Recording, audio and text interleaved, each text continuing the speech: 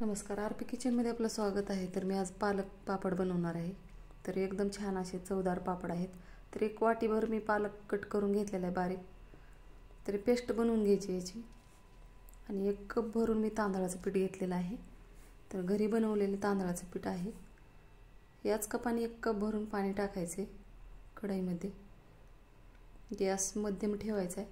चवीनुसार मीठ टाकायचे. तर याच्यामध्ये अर्धा कप पाणी टाकणार आहे मी याच कपाने. आणि ही पेस्ट या पाण्यामध्ये टाकून द्यायची आणि उकळी येऊ द्यायची. तर मी ते पापड खार टाकलेला आहे अर्धा चमचा.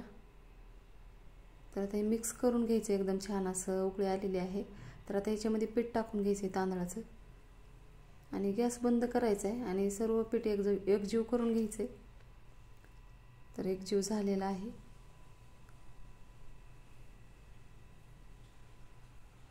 तर आता मी ओल्या कपड्यामध्ये हे पीठ गुंडाळून ठेवलेलं आहे आणि एक शिट्टी करून घ्यायची आपल्याला कुकरमध्ये. झाकून द्यायचे आणि थोडंसं बुडात पाणी टाकलेलं आहे मी. तर एक शिट्टी करून घ्यायचे. एक शिट्टी झालेली आहे. आता गॅस बंद केलेला आहे. कुकर थंड होण्यासाठी खाली ठेवायचे.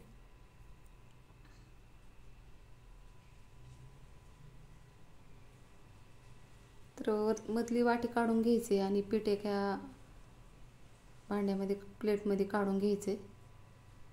तर एकदम छान असं पिठाची उकड तयार झालेली आहे.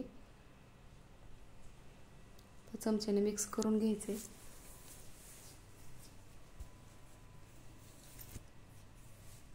तर आता सर्व पिठाचे बारीक बारीक लिंबा एवढे गोळे करून घ्यायचे. आणि मी अशा कॅरी बॅगला थोडंसं तूप लावलेलं आहे. तर आता पिठाचे गोळे झालेले आहेत, बघू शकता एकदम छान असे. तर पुरी प्रेसवरही कॅरी बॅग लावून घ्यायचे आणि एक एक गोळा ठेवून पापड बनवून घ्यायचे. तर वर्षभर खायला एकदम पौष्टिक असे पापड आहेत हे पालक पापड. अशाच पद्धतीने मी सर्व पापड तयार करून घेणार आहे आणि सुरुवातीला सावलीलाच वाळत घालायचे.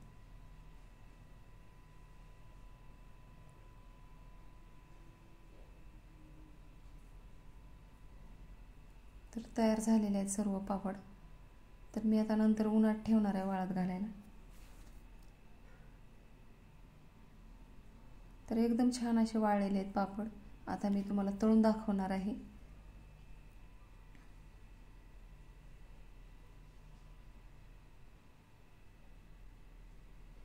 तर एकदम छान आणि खुस